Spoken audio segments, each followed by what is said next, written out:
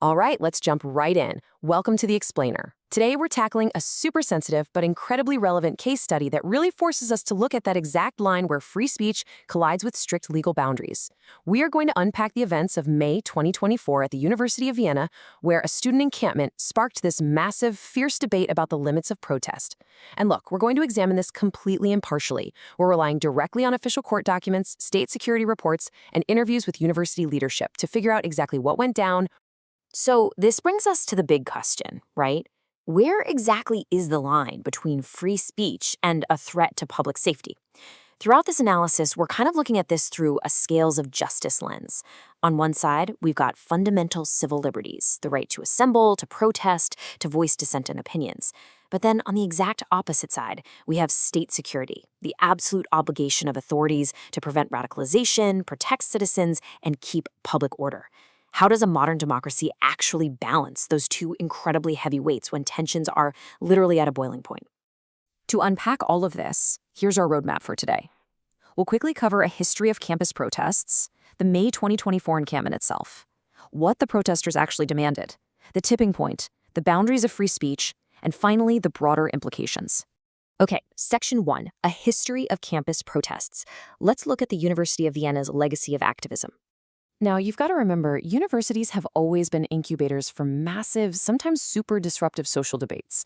What happened in 2024 didn't just pop out of nowhere, It's part of a really long-standing tradition of student mobilization at this specific school. Current events are anchored deeply in their recent history. Take October 2009. Students occupied the Audimax, which is the largest lecture hall there. Out of that huge grassroots protest, they birthed a 1,000-copy magazine called Morgan to act as their mouthpiece. By January 2010, thanks to some copyright hiccups, they cleverly rebranded to Übermorgen, meaning the day after tomorrow. Fast forward a bit to 2022, and hundreds of students occupied a hall again, this time under the banner Earth is Burning, demanding stricter climate action. So the key takeaway here is that sitting in, occupying space, organizing, this is fundamentally woven into the campus DNA. Moving right along to Section 2, the May 2024 encampment, a 72-hour microcosm of a global debate. So as protests over the war in Gaza blew up at major U.S. schools like Columbia and Harvard, the movement quickly crossed the pond, hitting Amsterdam, Paris, Berlin, Oxford, and eventually the courtyard of the University of Vienna. Let's walk through this rapid 72-hour timeline of the Palestine Solidarity encampment, pulling straight from official police and court records. On May 6th, right around 5:45 p.m., a rainy gathering of about 80 to 100 people escalated. They started pitching tents and stringing up tarps in the Altus AKH campus. By the afternoon of the 7th, megaphone speeches and organized chants kicked off, drawing a ton of media and even more participants. And then, completely abruptly, late evening on May 8th at exactly 11:02 p.m., the police stepped in and ordered the entire assembly to disperse. But what was it actually like inside the camp during those 3 days? Well, court documents detail these highly organized internal rules that were blasted over megaphones to the group. They were incredibly disciplined, but also highly secretive. The rules covered basics like keeping the camp clean and a strict ban on alcohol and drugs. But they also laid out explicit instructions.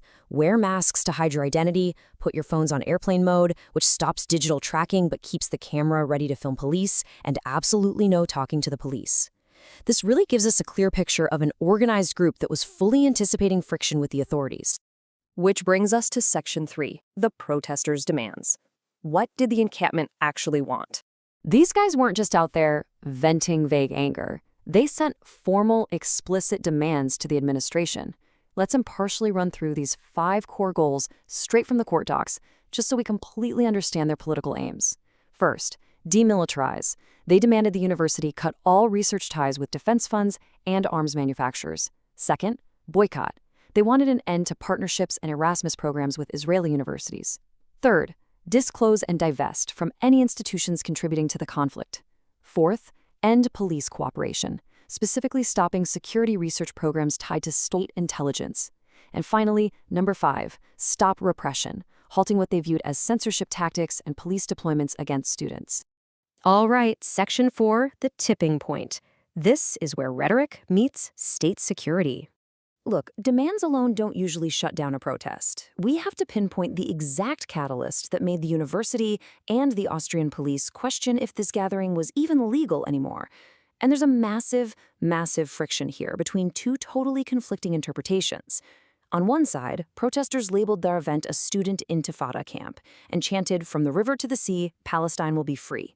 For them, these are expressions of solidarity, liberation, resistance. But flip to the other side, and we have the Austrian State Security and Intelligence Directorate, the DSN. The DSN flagged that since Hamas, which is a recognized terrorist organization, frequently calls for an intifada, using that term and those slogans could potentially violate Section 282A of the Austrian Criminal Code. That's the law dealing with the public condoning or glorification of terrorism. That disagreement right there, that was the exact flashpoint. And this tension wasn't just some legal hypothetical. It was deeply felt on the ground. Take the rector of the university, Sebastian Schutze. In an interview, he made it clear, saying, "As a university, we have to prioritize the safety of our Jewish students and staff." He elaborated that, sure, a university has to allow protests, and legitimate criticism of a government is totally fine. But when rhetoric shifts into a zone that carries anti-Semitic undertones, it crosses a line. For the leadership, ending a protest is a last resort, but they truly felt a hard boundary was being crossed. Section 5. Boundaries of free speech. Let's look at the legal aftermath and the court ruling. Okay, we're shifting gears now. We're moving from the politics of the campus courtyard straight into a strict, objective legal review in the courtroom. Because, get this, after the camp was shut down, one of the participants actually sued the police over the eviction, so the state's judicial system had to step in as the ultimate referee. The judge had to look at the timeline and carefully weigh the constitutional right to freedom of assembly against the police's mandate to maintain public safety. First up, the court looked at how the eviction actually went down. Late night, May 8th, the police roll in. The court documents reveal that the 40 or so remaining participants were given literally 15 minutes to clear out a camp they'd been living in for 3 days. It was this abrupt, zero-hour police action under the threat of arrest, which meant a lot of people had to just abandon their tents and belongings. The police defended this by saying the camp had basically morphed into a breeding ground for the endorsement of terrorism. But then, months later, we get this massive legal twist. The verdict from the Vienna Administrative Court declared the police dispersal of the assembly completely, strictly unlawful. Yeah, unlawful.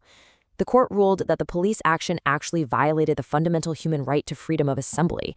Now, you might be wondering, how on earth did the judge reach that conclusion when state security had explicitly flagged the rhetoric? Let's break down the judge's reasoning here, because it's fascinating.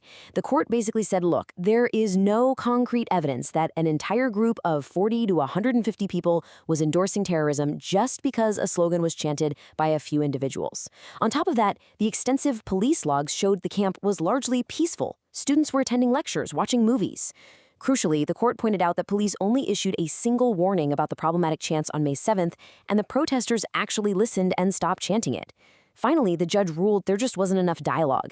Having mere intelligence suspicions about certain slogans is not enough to justify a massive late-night eviction without at least trying to talk to the protesters first to gauge their actual intent. Essentially, the court said the police legally overreacted.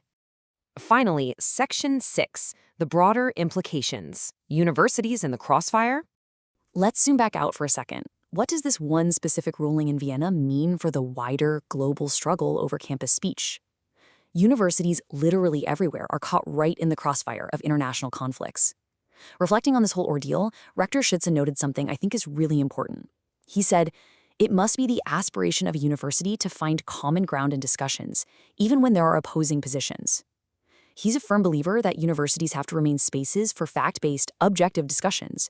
Because if they don't, he warns, we risk letting society sink even deeper into this populist culture war, where everyone is just screaming their ideologies at each other without exchanging any actual grounded arguments.